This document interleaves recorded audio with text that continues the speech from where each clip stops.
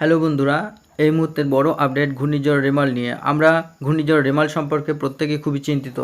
যদিও এখনও পর্যন্ত আলিপুর আবহাওয়া দপ্তর এখনও ঘূর্ণিঝড়ের আশঙ্কা প্রকাশ করেনি, তবে কেন্দ্রীয় মৌসুম ভবনের তরফ থেকেও তেমন কিছু বলা হয়নি। তবে একাধিক আন্তর্জাতিক ওয়েদার ফোরকাস্ট মডেলের তরফ থেকে যে প্রেডিকশন বা ভবিষ্যৎবাণী করা হয়েছে তাতে কপালে জমেছে আশঙ্কার মেঘ।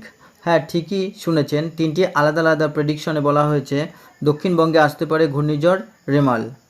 সাধারণত বেশ কয়েকটি আলাদা আলাদা বিষয়ের ওপর নির্ভর করে এই প্রেডিকশন করা হয়।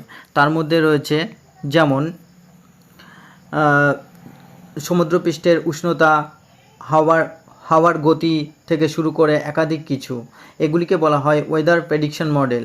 সেই একাধিক মডেল গতকাল পর্যন্ত একাধিক প্রেডিকশন দেখালেও এবার বুধবার থেকে সমস্ত ক্ষেত্রেই ঘূর্ণিঝড়ের গতিপথ দেখাচ্ছে বাংলার পথে।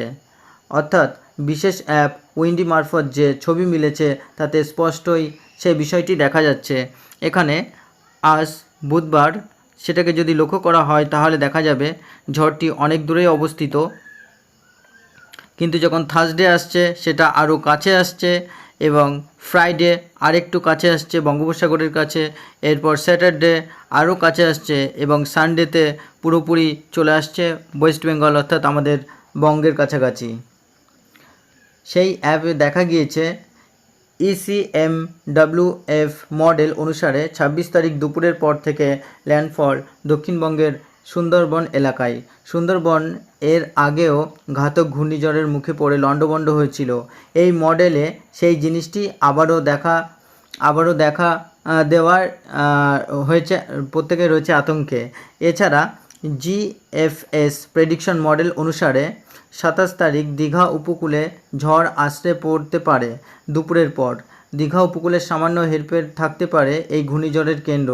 সেদিক থেকে দেখতে গেলে সবচেয়ে বেশি প্রভাবিত হতে পারে পূর্ব মেদিনীপুর শহর।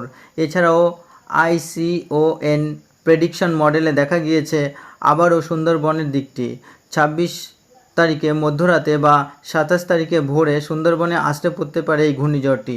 যদিও ভারতীয় আবহাওয়া সংস্থার পক্ষ থেকে এখনও ঘূর্ণিঝড়ের ল্যান্ডফলের কোনো নিশ্চয়তা দেওয়া হয়নি। দক্ষিণ পশ্চিম ও পশ্চিম মধ্য বঙ্গোপসাগরের ঘূর্ণন আবর্ত নিম্নচাপে পরিণত হয়েছে। এই নিম্নচাপ উত্তর পূর্ব দিকে এগিয়ে মধ্য বঙ্গোপসাগরে আরও ঘনীভূত হবে গভীর নিম্নচাপে। গভীর নিম্নচাপ শুক্রবারের পর উত্তর পূর্ব দিকে এগিয়ে উত্তর পূর্ব বঙ্গোপসাগর ও সংলগ্ন উত্তর পশ্চিম বঙ্গোপসাগরে অবস্থান করবে শনিবার সন্ধ্যায়। এরপর ভারতের মৌসুম ভবন নিশ্চিত করে ঘূর্ণিঝড়ের কথা না জানালেও বিশ্বের বিভিন্ন মডেল বলছে ঘূর্ণিঝড় আসতে পড়তে পারে ওড়িশা থেকে বাংলাদেশের মাঝে কোনো স্থলভাগে। বালাসোর থেকে সাগরের মাঝে সম্ভাবনা সবথেকে বেশি। সুতরাং এখানে আমরা যে উইন্ডি অ্যাপটি রয়েছে সেখানের মাধ্যমে আমরা দেখতে পাচ্ছি যে ঝড়টি আস্তে আস্তে ওয়েস্ট বেঙ্গল এবং বঙ্গোপসাগরকে অতিক্রম করে সেটা আস্তে আস্তে কিন্তু ওয়েস্ট বেঙ্গল এবং বাংলাদেশের কিছু কিছু অঞ্চল সেখানে প্রবেশ করছে।